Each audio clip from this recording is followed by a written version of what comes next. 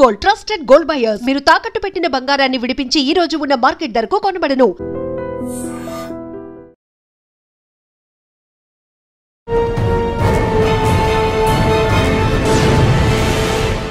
ఈ వారం మన guest young and dynamic women police officer పేరు రితురాజ్ గారు, IPS DCP Cyberabad commissioner.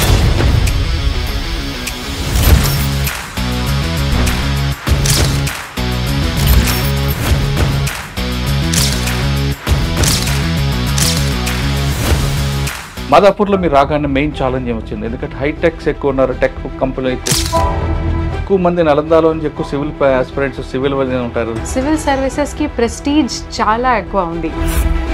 Civils రాయాలని ఎందుకు అనుకున్నారండి? కాలేజ్ నుంచి మన సీనియర్స్ కి సెలెక్షన్ జరిగింది. మన ఇంటర్వ్యూలో చాలా క్వశ్చన్స్ వస్తాయండి. వచ్చినప్పుడు మనకు తెలిసినట్టు చెప్పడం బెటర్ అంటారా, లేదు ఫాల్స్ చెప్పడం బెటర్ అంటారా? వాళ్ళు ఆల్రెడీ మీ నాలెడ్జ్ టెస్ట్ చేసేసారు మెయిన్స్ లో. ఇప్పుడున్న చాలా మంది ఆస్పిరెంట్స్ వాళ్ళు గోల్ రీచ్ అవ్వాలంటే వాళ్ళకి ఇచ్చే మెసేజ్ ఏంటి? టాపర్స్ ఏం చేస్తాడు అది కాపీ చేస్తే అది సస్టైనబుల్ కాదు. ఎన్పీలో మీకు బాగా హార్డ్ వర్క్ అనిపించిందండి? ట్రైనింగ్ చాలా మంచిగా ఉంది, కానీ నా కోసం అది ఆ 2 years. సైబర్ క్రైమ్ అనగానే ఇప్పుడు వరల్డ్ అంతా దాని చుట్టూ. ఈ సైబర్ క్రిమినల్స్ ఎమోషన్స్ కి ఎక్స్‌ప్లాయిట్ చేసేస్తాడు. ఛాలెంజ్ ఏమొచ్చిందండి? ఇక్కడ ఎక్కువ డ్రగ్స్, లేడీస్ హాస్టల్స్ ఉంటాయి. ఈ లేడీస్ హాస్టల్ గురించి ఇప్పుడు మన దగ్గర ఒక SC/SC ఆర్గనైజేషన్ ఉన్నారు. మాదాపూర్ అనగానే సైబర్ క్రైమ్ కనిపిస్తుంటాయి, వైట్ కలర్. SOT టీమ్ తో పాటు మేము ఇది 41 kg గాంజా కొల్లూరులో దొరికింది. తర్వాత 15 grams MDMA అది పట్టుకున్నాం. తర్వాత 41 kg డ్రై గాంజా అది పట్టుకున్నాం.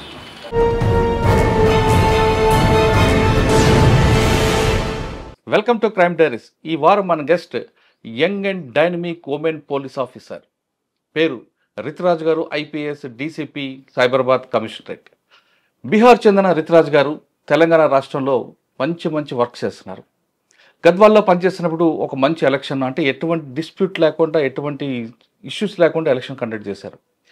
ఆమె టాలెంట్ చూసిన తర్వాత నెక్స్ట్ ఆమెకి ఏసీబీలు ఇచ్చారు. యాంటీ కరప్షన్ బ్యూరోలో ఆవిడ హై ప్రొఫైల్ కేసును డీల్ చేశారు. హై ప్రొఫైల్ కేసు ఆమెకి ఇవ్వడం వెనుక ఆమె యొక్క క్రెడిబిలిటీ ఆ విధంగా ఉంది కాబట్టి, ఇన్వెస్టిగేషన్లో ఆవిడకున్న క్యాపబిలిటీ అలా ఉంది కాబట్టి సీనియర్ ఆఫీసర్ ఆమెకి హై ప్రొఫైల్ కేసు ఇచ్చారు. హై ప్రొఫైల్ ఎవరంటే కేటీఆర్ గారు, ఇన్వెస్టిగేషన్ ఆఫీసర్ డీసీపీ రితురాజ్ గారు. తర్వాత మేడం ప్రస్తుతం డీసీపీ మాదాపూర్లోకి వచ్చాక ఆమెకున్న ఛాలెంజ్ ఏంటి, ఆమెకున్న అచీవ్మెంట్ ఎలాగుంది, ఆమె గోల్ ఏంటి అనే విషయాల్ని మేడం తెలుసుకుంది. మేడం నమస్తే అండి. నమస్తే. రితురాజ్ గారు, ఫస్ట్ పేరు మీది గద్వాల్ ఎలక్షన్ చాలా పీస్ఫుల్గా జరిగిందని పేరు వచ్చింది. సెకండ్ వన్ ఏసీబీలో కేటీఆర్ గారి కేసులో వచ్చింది. అప్పుడు మీరు సెంట్రల్ ఇన్వెస్టిగేషన్ యూనిట్లో జాయింట్ డైరెక్టర్ అనుకుంటా. కరెక్ట్. CIUలో నేను జాయింట్ డైరెక్టర్ ఉన్నాను. కానీ అక్కడ ఇన్వెస్టిగేషన్ చేయలేదు, సూపర్వైజ్ చేశారు. కానీ మీకు ఆ పవర్ ఇచ్చారంటే మీ మీద ఉన్న కాన్ఫిడెన్స్ ఆ సీనియర్ ఆఫీసర్ అలాగ ఉంది కాబట్టి ఇచ్చారు. రైట్. తర్వాత మాదాపూర్ వచ్చారు. మాదాపూర్లో మీరు రాగానే మెయిన్ ఛాలెంజ్ ఏమొచ్చింది? ఎందుకంటే హైటెక్స్ ఎక్కువ ఉన్నారు, టెక్ కంపెనీలు ఎక్కువ ఉంటాయి. ఇక్కడ ఏ ఇష్యూ జరిగినా నేషనల్ వైజ్ పబ్లిసిటీ వస్తుంది కాబట్టి మాదాపూర్ మీరు రాగానే మెయిన్ ఛాలెంజ్ వచ్చింది. మీ అచీవ్మెంట్ ఎలాగుంది, మీ గోల్ ఏంటి?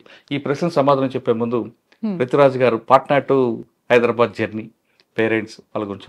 ఫస్ట్ నేను పేరెంట్స్ గురించి చెప్తాను.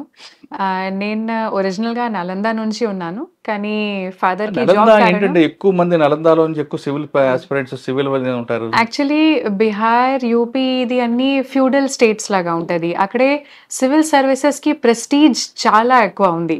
ప్రతి పేరెంట్స్ కి ఇదే ఒక డ్రీమ్ లాగా ఉంటది, దట్ మన పిల్లలు యూపీఎస్సీ క్లియర్ చేసి ఆఫీసర్ లాగా ఇక్కడికి వస్తాడు. చాలా ప్రెస్టీజ్ ఎక్కువ ఉంది. బీహార్ అనగానే ఒకప్పుడు మాఫియా రౌడీ ఉంటది, కానీ ఇప్పుడు నలంద నుంచి వచ్చే వాళ్ళు సివిల్ సర్వీస్ మీ వాళ్ళు ఎక్కువ కనిపిస్తుంటారు. అంటే వాటర్ దా, లేదంటే ఎయిర్ హా, లేదంటే ఆ సాయిల్ కొన్న పవరా? జస్ట్ అంటే నేను ఒకటే మాట చెప్తాను, బీహార్ నుంచి వచ్చిన వాళ్ళు మేమందరు చాలా హార్డ్ వర్కింగ్ గా ఉంటాము. అండ్ స్టార్టింగ్ నుంచి ఇప్పటి వరకు కూడా నా మూటో కూడా అదే ఉంది, never to quit, don't quit. అంటే చాలా ఆబ్స్టికల్స్ వస్తూ ఉంది, చాలా హార్డ్ సిచ్యువేషన్ వస్తూ ఉంది, కానీ ఆగవద్దు. మీ డ్రీమ్ ఏముంది, దేనికోసం ఏమీ కావాలి అదే చేయాలి. ఓకే. అదే స్పిరిట్ నుంచి బీహార్ వాళ్ళు కూడా చాలా ట్రై చేసేస్తాడు. ఫాదర్ మదర్ ఏం చేస్తుంటారు? నా ఫాదర్ 2018లో ఫాదర్కి కమిషనింగ్ వచ్చింది into IRS, Indian revenue services. And 2023లో నా ఫాదర్ రిటైర్ చేశారు యాజ్ అసిస్టెంట్ కమిషనర్.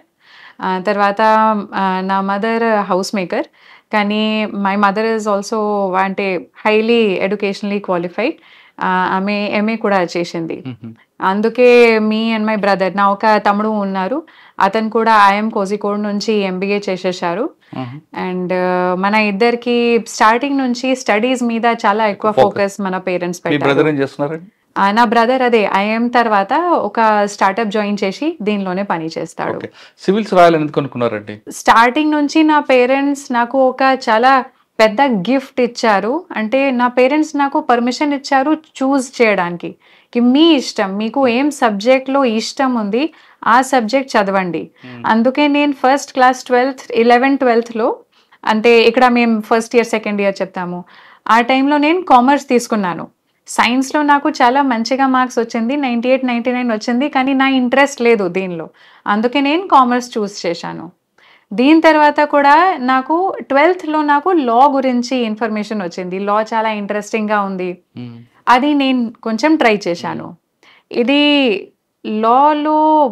లాకి ప్రిపరేషన్ చేసిన తర్వాత నాకు కొంచెం అంటే ఎక్సైట్మెంట్ లాగా వచ్చింది కి ఆ సబ్జెక్ట్ నాకు చాలా ఇష్టం ఉంది. అందుకే నేను ఎగ్జామ్స్ రాశాను, క్లాట్, ఐలెట్. తర్వాత 2011లో నా సెలెక్షన్ జరిగింది ఐలెట్ ద్వారా NLU ఢిల్లీ కోసం, నేషనల్ లా యూనివర్సిటీ ఢిల్లీ. సో అది అక్కడే నేను చదివాను, BA LLB ఆనర్స్ 2011 నుంచి 2016. అది 5 yearsకి కోర్స్ ఉంటుంది. అది చేసినప్పుడు నా కాలేజ్ నుంచి కొంతమందికి సెలెక్షన్, మన సీనియర్స్కి సెలెక్షన్ జరిగింది. ఒక సీనియర్కి IASలో, ఒక సీనియర్కి IRSలో జరిగింది. అప్పుడే నాకు కొంచెం అంటే ఇది ఉంటది కదా, మీ పక్కన వాళ్ళు కొన్ని పని చేస్తే మీకు కూడా కాన్ఫిడెన్స్ వస్తుంది, ఇది పాసిబుల్ ఉంది, ఇది కూడా చేయాలి. అందుకే తర్వాత మేము ట్రై చేశాము. కానీ ఆ టైంలో నా ఒక అంటే థాట్ ఉంది కి నాకు ఫైనాన్షియల్ ఇండిపెండెన్స్ కావాలి. నా పేరెంట్స్ చాలా టైం వరకు నాకు ఫైనాన్షియల్గా సపోర్ట్ చేసేసారు, ఇప్పుడు నా బాధ్యత ఉంది వాళ్ళకి హెల్ప్ చేయడానికి, అట్లీస్ట్ వాళ్ళ నుంచి ఏమీ తీసుకోవద్దు, ఇప్పుడు వాళ్ళు కూడా అవసరం ఉంది, తో ఫైనాన్షియల్ ఇండిపెండెన్స్ కావాలి. అందుకే నేను ఫస్ట్ ఒక జాబ్ ప్లేస్మెంట్ కోసం నేను కూర్చున్నాను. కరెక్ట్. బికాస్ UPSC చాలా లక్ చాలా ఇంపార్టెంట్ గా ఉంది. అంటే మీరు ఎంత పని చేసేస్తాడు, స్టిల్ అంటే 100% గ్యారంటీకి ఇది ఎగ్జామ్ కాదు, చాలా ఛాన్సెస్ ఉంటుంది. అందుకే ఒక సరిగ్గా ప్లాన్ బి ఉంటే మీ ప్రిపరేషన్లో కూడా మీకు కాన్ఫిడెన్స్ వస్తుంది. లేకపోతే సగం టైం మీరు ఇదే అనుకుంటారు కి రిజల్ట్లో పేరు రాకపోతే ఏం చేస్తాం, దీని కారణం కాన్ఫిడెన్స్ తగ్గిపోతుంది. అందుకే నేను ఒక ప్లాన్ బి ఫిక్స్ అప్ చేశాను. ప్లేస్మెంట్ కోసం నేను కూర్చున్నాను, నాకు మంచిగా జాబ్ కూడా వచ్చింది. అండ్ నాకు ఆ టైంలో ఈ కాన్ఫిడెన్స్ కూడా ఉంది కి నా CV చాలా మంచిగా ఉంది.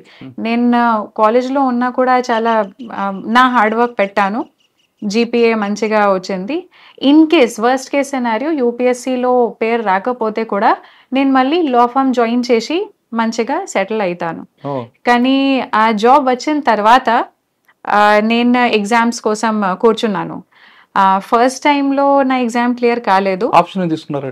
లా నేను గ్రాడ్యుయేషన్ లా నుంచి చేశాను, అందుకే ఇది లా.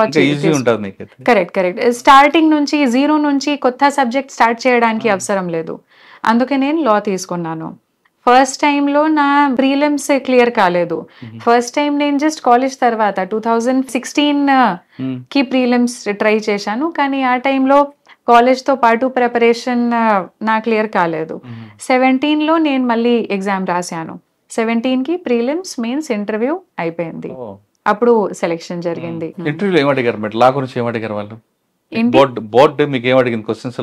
ఇంటర్వ్యూ నా కోసం చాలా పాజిటివ్ గా జరిగింది, నాకు మంచిగా మార్క్స్ వచ్చింది ఇంటర్వ్యూలో.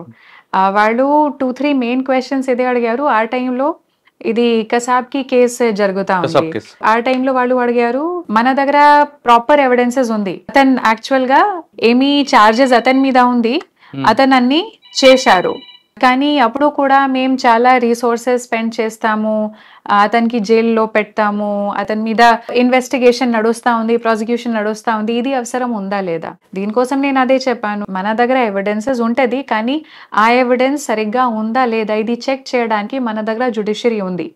అండ్ ఇన్స్టిట్యూషనల్ ఇండిపెండెన్స్ చాలా ఇంపార్టెంట్గా ఉంది. లేకపోతే మేము ఒక పబ్లిక్ ఒపీనియన్ తీసుకొని ఒక కేసు డిసైడ్ చేసి ఒక ప్రెసిడెంట్ లాగా ఉంటది, వేరే కేసెస్ కూడా అదే డిసైడ్ చేయాలి. అప్పుడు జ్యుడిషియరీ ఏం చేస్తాడు? అందుకే జ్యుడిషియరీకి ఏం బాధ్యత ఉంది, ఏం ప్రొసీజర్ ఉంది, అది ఫాలో చేయడానికి మన బాధ్యత. కాన్స్టిట్యూషన్ ఎలా చెప్తాడు అదే మనకు ఫాలో చేయాలి. ఓకే, ఇలాగా మన ఇంటర్వ్యూలో చాలా క్వశ్చన్స్ వస్తాయండి. వచ్చినప్పుడు మనకు తెలిసినట్టు చెప్పడం బెటర్ అంటారా, లేదు ఫాల్స్ చెప్పడం బెటర్ అంటారా, నెంబర్ 3 సైలెంట్ ఉండడం బెటర్ అంటారా? ఖచ్చితంగా ఫాల్స్ ఎప్పుడు కూడా చెప్పొద్దు. వాళ్ళు ఆల్రెడీ మీ నాలెడ్జ్ టెస్ట్ చేసేసారు మెయిన్స్ లో. ఇప్పుడు పర్సనాలిటీ టెస్ట్ ఉంది, అంటే వాళ్ళు ఏం చెక్ చేసేస్తాడు, మీరు స్ట్రెస్ టైంలో ఎలా బిహేవ్ చేస్తాడు. చాలా సీనియర్స్ మీతోటి మాట్లాడతాడు, మీకు క్వశ్చన్కి ఆన్సర్ రాదు, అప్పుడు కూడా మీ బిహేవియర్ ఎలా ఉంటుంది, మీ ఫేషియల్ ఎక్స్ప్రెషన్, మీ బాడీ లాంగ్వేజ్ ఎలా ఉంటుంది, మీ పర్సనాలిటీ వాళ్ళు చెక్ చేసేస్తాడు. మీరు నిజంగా చెప్తారా లేదా, అంటే మీరు ఒక చిన్న పాపతో మాట్లాడితే మీకు తొందరగా అర్థమవుతుంది ఆమె సరిగ్గా చెప్తా ఉంది లేకపోతే అబద్ధం చెప్తా ఉంది. అదే సేమ్ ఇంటర్వ్యూలో జరుగుతా ఉంది. వాళ్ళు కోసం మేము చిన్న పాపలే, వాళ్ళు చాలా సీనియర్ గా ఉంటారు, చాలా ఎక్స్పీరియన్స్ ఉంది వాళ్ళకి. మేం చిన్న 1% కూడా అబద్ధం చెప్తే వాళ్ళకి తొందరగా వాళ్ళు అలర్ట్ గా ఉంటారు. అప్పటి నుంచి నెగటివ్ మార్కింగ్ స్టార్ట్ అవుతుంది.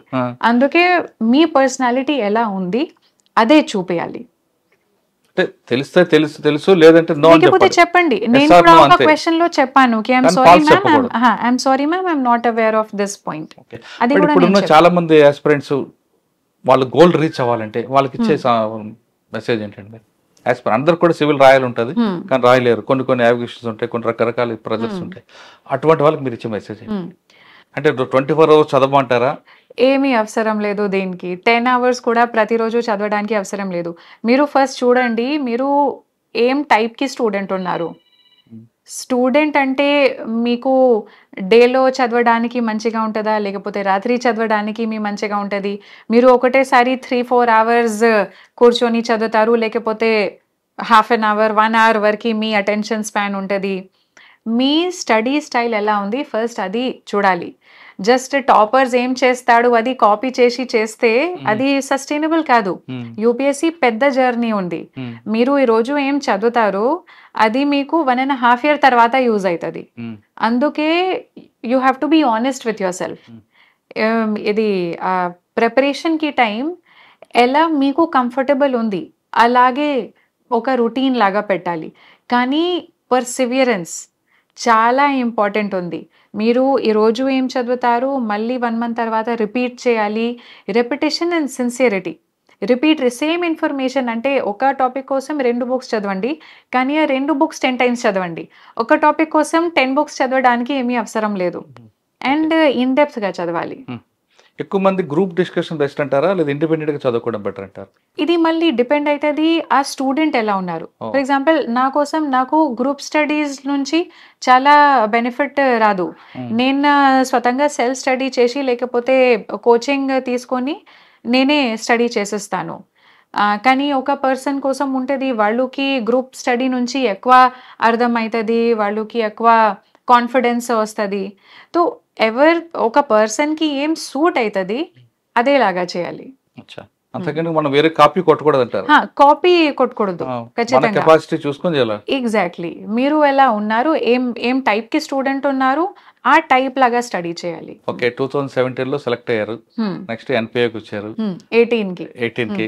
ఎన్పిఏలో మీకు బాగా హార్డ్ వర్క్ అనిపించిందండి? హార్స్ రైడింగ్ లో కానీ ఇక్కడ మీకు బాగా నచ్చింది ఏది ట్రైనింగ్ లో? ట్రైనింగ్ చాలా మంచిగా ఉంది, కానీ నా కోసం అది ఆ 2 years ఫుల్ టార్చర్ లాగా పోయింది. బికాస్ నేను స్టార్టింగ్ నుంచి అంటే స్టూడెంట్ లాగా ఉన్నారు. అథ్లెటిక్ గా స్పోర్ట్స్ లో ఎక్కువ యాక్టివిటీస్ నేను ఇన్వాల్వ్ చేయలేను.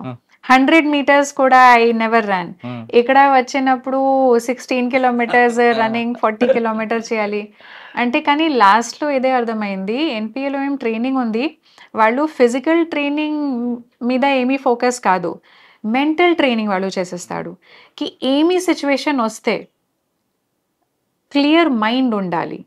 అండ్ వర్స్ట్గా సిచ్యువేషన్ వచ్చిన తర్వాత కూడా ఇది సరిగ్గా డిసిజన్ ఎలా తీసుకోవాలి అంటే అదే నేను చెప్పాను నా ఇప్పటి వరకు 100 meters కూడా నేను ఐ కుడ్ నాట్ రన్, కానీ అక్కడ పోయినప్పుడు I could run 16 kilometers.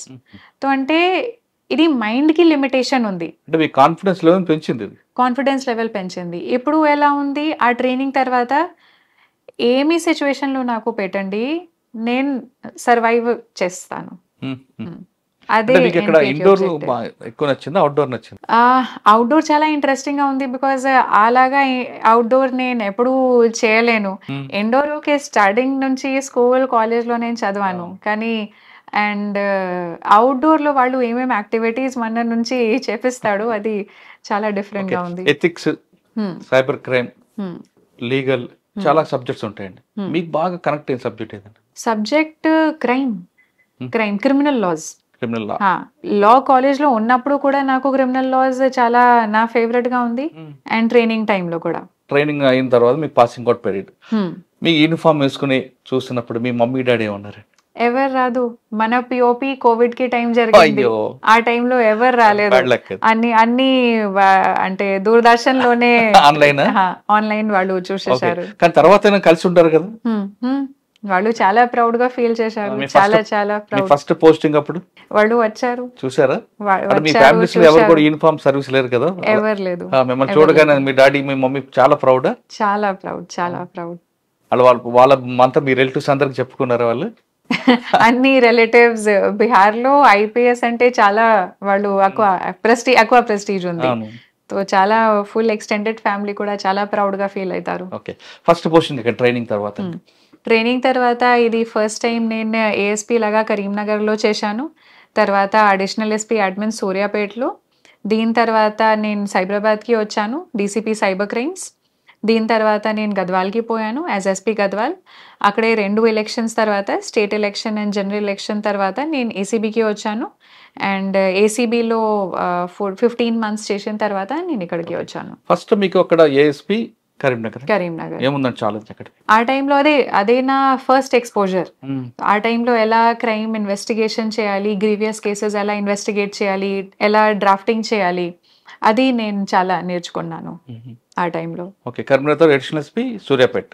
Additional SP admin సూర్యాపేటలో అదే అడిషనల్ ఎస్పీ అడ్మిన్ అంటే అడ్మినిస్ట్రేటివ్ వర్క్, ఒక డిపిఓ మెయింటైన్ చేయడానికి ఎలా అడ్మినిస్ట్రేటివ్ వర్క్స్ ఉంటుంది, అకౌంటింగ్ బడ్జెట్స్ ఎలా ఉంటుంది, మన పర్సనల్ కి హెచ్ఆర్ పని ఎలా ఉంటుంది, అది అన్ని నేను చదివాను. Next posting DCP cyber crime. ఏముంది మేడం ఛాలెంజ్? సైబర్ క్రైమ్ అనగా ఇప్పుడు వరల్డ్ అంతా దాని చుట్టూ తిరుగుతుంది కదా, ట్రెండింగ్ క్రైమ్. సైబర్ క్రైమ్ ఆ టైంలో చాలా ఇది అడ్వర్టైజ్మెంట్ ఫ్రాడ్స్ చాలా పెరిగింది 2022-23లో. మళ్ళీ ఇప్పుడు కూడా నేను చూస్తాను ఇప్పుడు ఇన్వెస్ట్మెంట్ ఫ్రాడ్స్ చాలా ఎక్కువ ఉంది. అండ్ మెయిన్ ప్రాబ్లం ఉంది ఈ సైబర్ క్రిమినల్స్ మన ఎమోషన్స్కి ఎక్స్ప్లాయిట్ చేసేస్తాడు.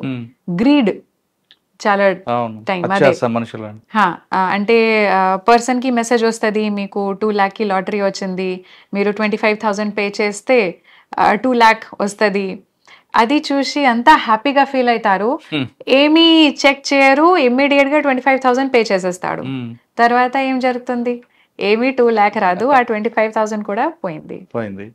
ఓకే, ఇది కాకుండా డిజిటల్ అరెస్ట్, ఏపీకే ఫైల్స్ అన్నీ కూడా ఉన్నాయి కదా, వాటిని ఎలా మనం కంట్రోల్ చేయాలంటే పబ్లిక్ ఏంటంటే సైబర్ క్రైమ్ అవ్వడం తర్వాత మీ ఇన్వెస్టిగేషన్ చేయడం వేరు కాకుండా అసలు పబ్లిక్ లోనే అవేర్నెస్ తీసుకొస్తే ఫస్ట్ ఫుల్ స్టాప్ అక్కడ పడుతుంది కదా. అసలు డిజిటల్ అరెస్ట్ ఉందంటారా? డిజిటల్ అరెస్ట్ ఇప్పుడు నడుస్తా ఉంది. కరెక్ట్. దీనికోసం జస్ట్ మన సైడ్ నుంచి ఏం పాసిబుల్ ఉంది, అవేర్నెస్. మేము ట్రై చేసేస్తాము, ఇప్పుడు చాలా మేము అవేర్నెస్ సెషన్స్ కూడా పెడతాము, చెప్తాము కి డిజిటల్ అరెస్ట్ లాగా ఏమీ లేదు. అడ్మిన్ నేర్చుకున్నాక అడ్మిన్ లో బాగానే వచ్చింది మీకు ఎక్స్పోజ్. ఏంటి? Suryapet admin. Suryapet admin. Okay, correct. Suryapet admin 6 months అంటే 8 months అని అక్కడే నేను 6 months చేశాను. Next first posting cyber crime నేర్చుకున్నారు. సైబర్ క్రైమ్ లో చాలా విషయాలు తెలుసా మీకు? అంటే డిజిటల్ అరెస్ట్ అనేది లేదు. డిజిటల్ అరెస్ట్ ఇది మళ్ళీ ఒక కొత్త ఫ్రాడ్ లాగా ఉంది, ఫ్రాడ్ లాగా సిస్టమ్ ఉంది. వాళ్ళు మళ్ళీ ఏం ఎమోషన్ ఎక్స్ప్లాయిట్ చేసేస్తాడు, భయం. ఒక పార్టీకి భయం పెట్టి ఒక యూనిఫామ్ ఫేక్గా యూనిఫామ్ వేసుకొని ఒక పార్టీకి భయం పెట్టి వాళ్ళు డబ్బులు తీసుకుంటారు. ఆ టైంలో ఏం చేయాలి, ఆ పర్సన్కి ఈ అవేర్నెస్ ఉండాలి కి ఈలాగా అన్ని ఫేక్గా ఉంది. ఒక పోలీస్ ఆఫీసర్ దగ్గర అంత టైం లేదు, వాళ్ళు వీడియో కాల్ చేసి చెప్తాడు మీరు ఈ కేసులో ఉన్నారు ఈ కేసులో ఉన్నారు. ఈ అంటే డిజిటల్ అరెస్ట్ చేయడానికి మన దగ్గర ఇది కంప్లీట్గా ఫేక్ ఉంది, ఫ్రాడ్ ఉంది, పవర్ లేదు, ఏమీ ఇలాగా లా లేదు. ఈ అవేర్నెస్ ఉంటే వాళ్ళు ఇమీడియట్ గా ఫోన్ కట్ చేసేస్తాడు. ఇది కాకుండా ఏపీకే ఫైల్స్ మీద ఫ్రాడ్ అవుతుందండి, అది ఏ విధంగా చేస్తుంటారు? అదే మళ్ళీ ఏపీకే ఫైల్స్ లో ఏముంటది, మీకు మెసేజెస్ వస్తుంది. మెసేజ్ లో యూ హ్యావ్ వన్ 2 lakh కి లాటరీ వచ్చింది, ఈ లింక్ క్లిక్ చేసి మీరు claim your prize, link click చేసి మీకు అమౌంట్ వస్తుంది. అది చూసి వేరే వాళ్ళు క్లిక్ చేసేస్తాడు. చాలా టైమ్స్ ఏముంటది, ఆ లింక్ క్లిక్ చేసినప్పుడు ఒక ఫైల్ మీ ఫోన్లో ఇమీడియట్గా వస్తుంది, దీనిలో వైరసెస్ ఉంటుంది. ఇప్పుడు చాలా మంచిగా టెక్నాలజీ వచ్చింది అండ్ వైరసెస్ నుంచి చాలా పాసిబిలిటీస్ ఉన్నాయి. వాళ్ళు మీ డేటా థెఫ్ట్ చేసేస్తాడు, లేకపోతే మీ అన్ని పాస్వర్డ్స్ స్టీల్ చేసేస్తాడు, చాలా పాసిబిలిటీస్ ఉన్నాయి.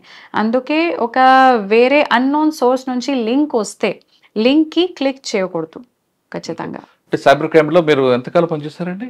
1 year? 15 months, 1 year ఇంకా 15-16 months. ఓకే. నెక్స్ట్ అక్కడ నుండి మీరు గద్వాల్కి ఫస్ట్ పోస్టింగ్.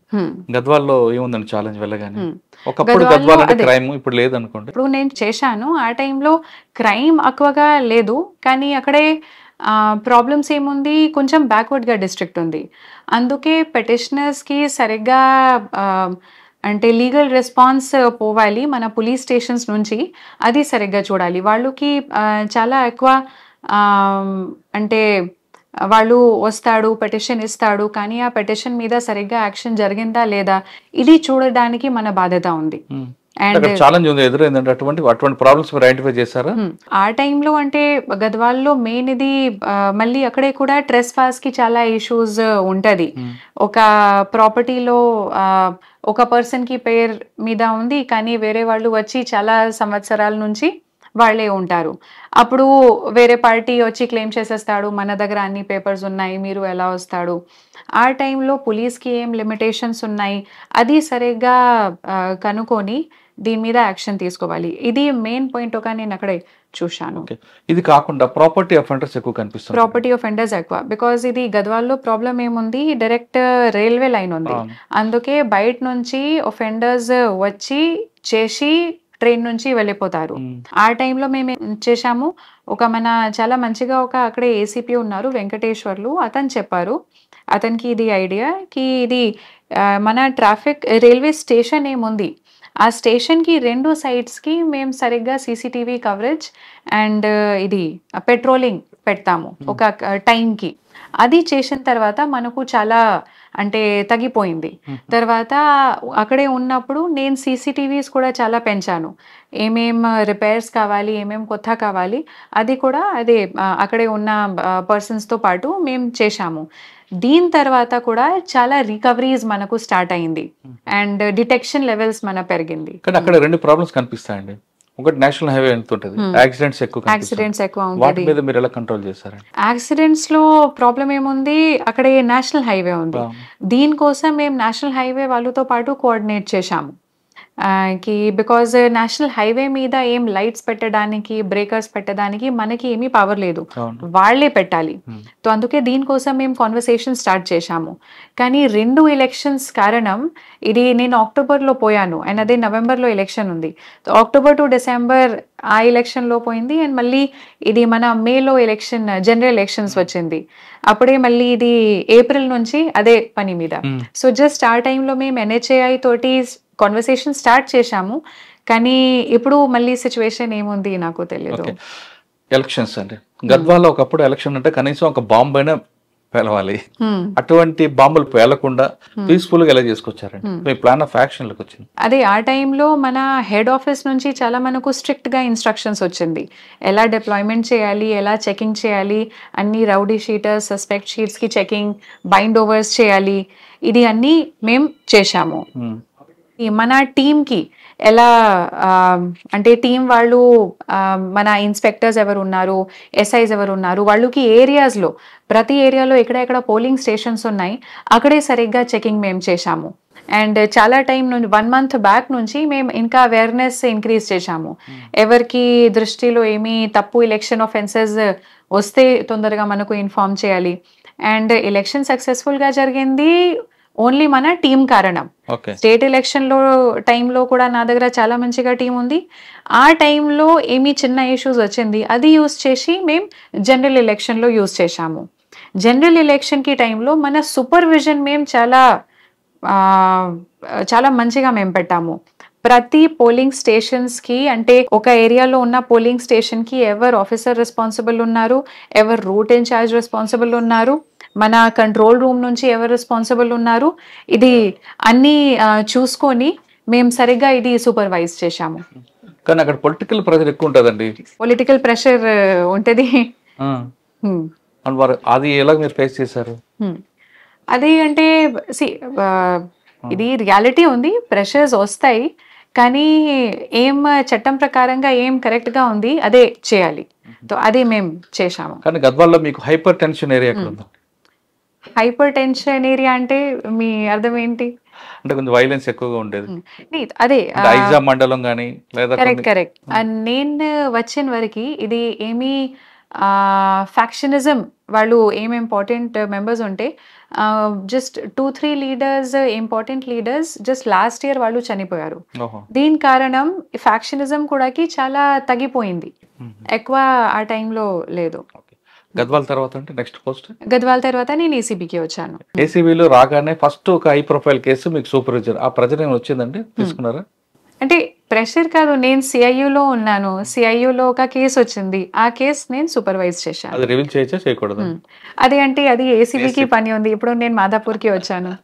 ఓకే, మాదాపూర్ రాగానే మేము ఛాలెంజ్ మాదాపూర్ వచ్చినప్పుడు అదే అంటే డీసీపీ మాదాపూర్ కొంచెం ఛాలెంజింగ్ పొజిషన్ ఉంది. అప్పుడే నాకు మంచిగా సపోర్ట్ ఉంది మన కమిషనర్ సార్కి, జాయింట్ సిపి సార్కి అండ్ సీనియర్స్కి సపోర్ట్ ఉంటే మనకు కూడా కాన్ఫిడెన్స్ వస్తుంది. అండ్ ఇక్కడ మన మెయిన్ 2-3 మ్యాటర్స్ ఉన్నాయి. ఇప్పుడు మాదాపూర్లో కూడా క్రైమ్ ఏరియాస్ చాలా ఎక్కువ ఉంది. క్రైమ్కి ఎలా సూపర్వైజ్ చేయాలి, డిటెక్షన్ ఎలా పెరగాలి, దీని కోసం మన దగ్గర స్పెషల్ వింగ్స్ కూడా ఉన్నారు. సిసిఎస్ టీమ్స్ ఉన్నాడు, ఎస్ఓటీ టీమ్స్ ఉన్నాడు. వాళ్ళతోటి ఎలా కొలాబొరేట్ చేసి ఈ క్రైమ్కి డిటెక్షన్ పెరగాలి అండ్ క్రైమ్కి ప్రివెన్షన్ ఎలా చేయాలి, అదే ఇప్పుడు నా మేజర్ ఫోకస్ ఉంది క్రైమ్ గురించి. ఛాలెంజ్ ఏమొచ్చిందండి ఇక్కడ? ఎక్కువ డ్రగ్స్ ఫోకస్ ఉంటుంది, లేడీస్ హాస్టల్స్ ఉంటాయి, అది దానికి లిమిట్ ఉండదు, దానికి ప్రికాషన్స్ ఉండవు. కరెక్ట్. అవన్నీ మీరు కౌంట్ చేస్తున్నారా? ఈ లేడీస్ హాస్టల్ గురించి ఇప్పుడు మన దగ్గర ఒక SC/SC ఆర్గనైజేషన్ ఉంది.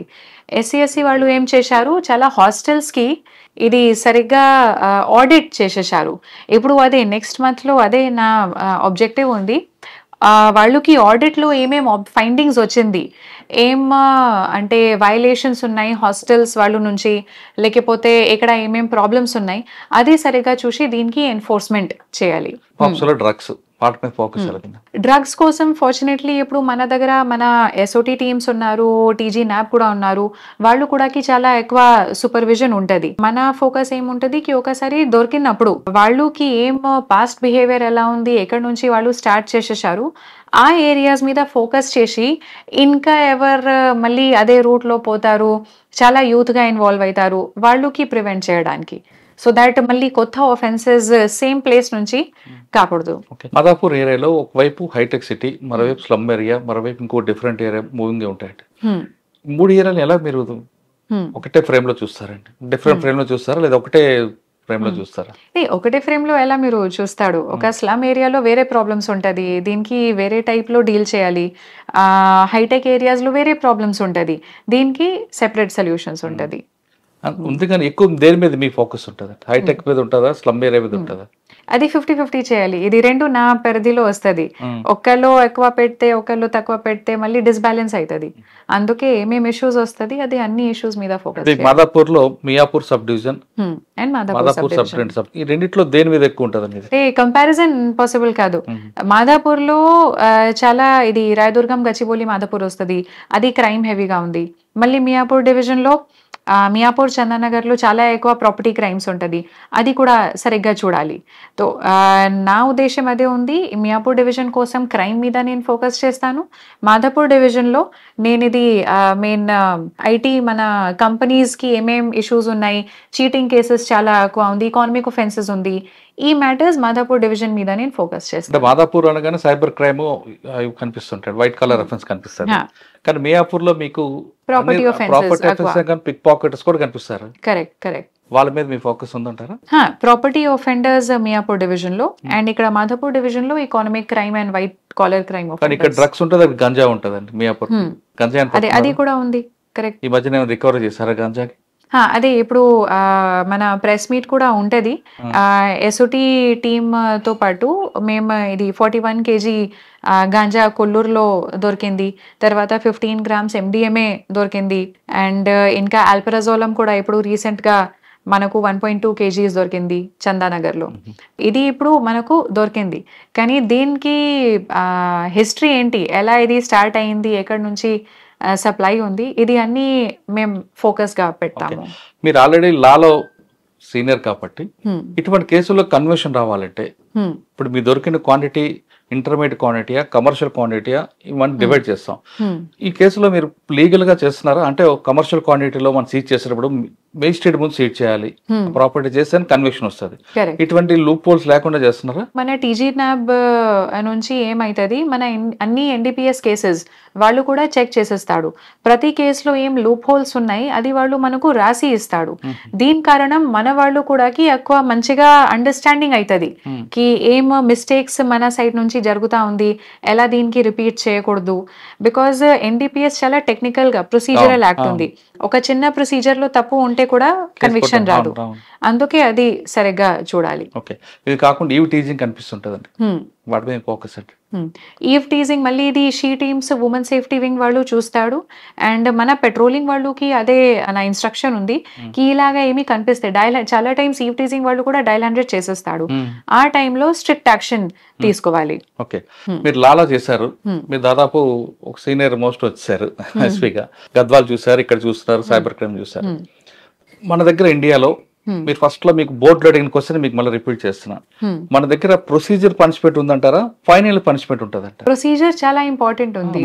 మన యాక్చువల్ గా మన దగ్గర ఇండియాలో ప్రొసీజర్ పనిష్మెంటే ఫాస్ట్ కనిపిస్తుంది, కానీ ఫైనల్ జడ్జిమెంట్ పనిష్మెంట్ కానీ మనకు చాలా లేట్గా ఉంటుంది. దానివల్ల క్రైమ్ రేట్ పెరుగుతుంది అన్నది చాలా మంది అంటుంటారు. క్రైమ్ ఎందుకు పెరుగుతా ఉంది, దీనికి చాలా రీజన్స్ ఉన్నాయి.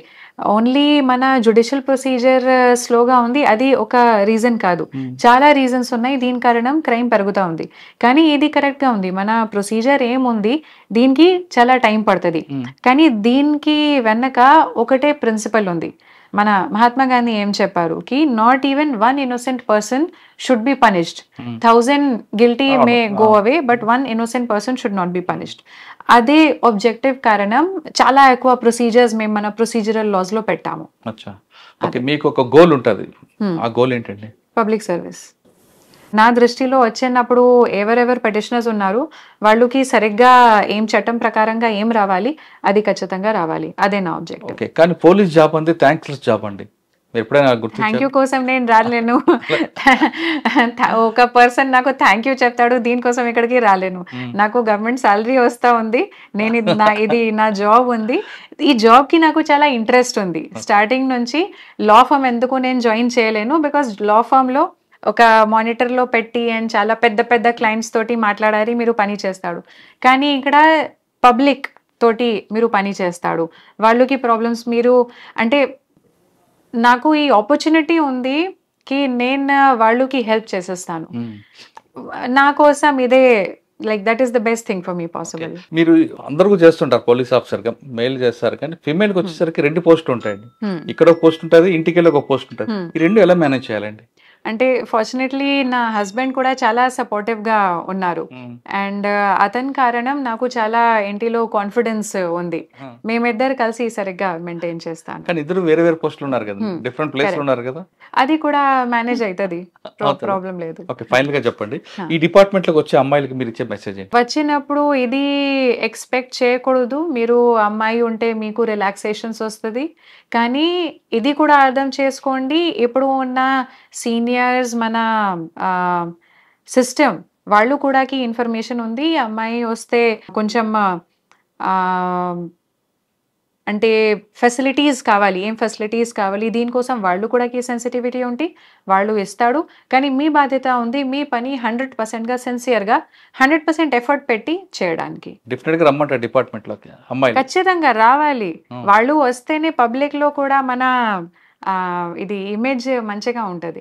ఓకే, అమ్మాయిలు ఖచ్చితంగా పోలీస్ డిపార్ట్మెంట్ రండి, కానీ అమ్మాయిలు కదా అని కొన్ని ఎగ్జామ్స్ నడకుండా మీరు కూడా మగవారి పోటీగా పనిచేసి ఈ డిపార్ట్మెంట్ ఎప్పుడు మీకు గుర్తుపెట్టుకుంటుంది అంటున్నారు రితురాజ్ గారు.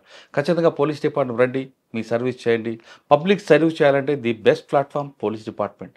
ఇది ఈ వారం రితురాజ్ గారితో ఎక్స్క్లూజివ్ చెప్పారు. వచ్చే వారం మరొక ఇస్తాం, మళ్ళీ కలుద్దాం. అంతకు నమస్తే. Thank you madam, thank you very much.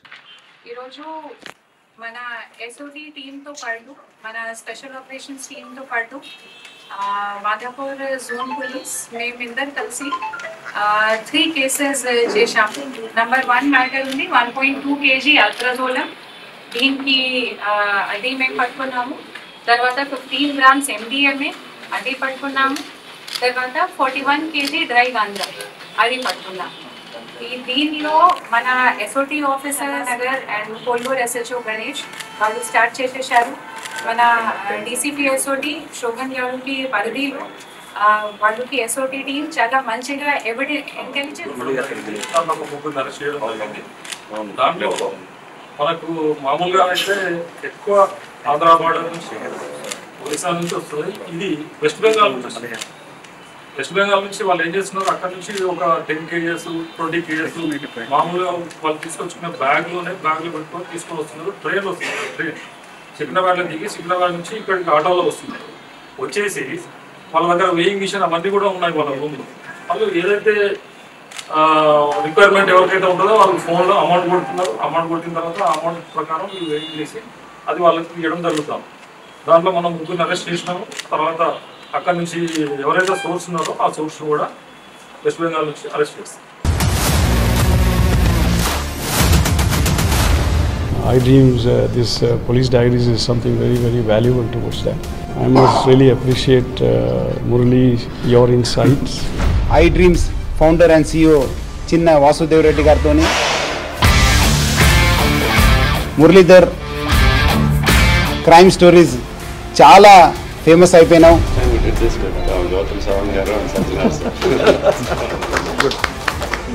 Well done. Congratulate him for doing so well, and I congratulate him, his boss also. So well.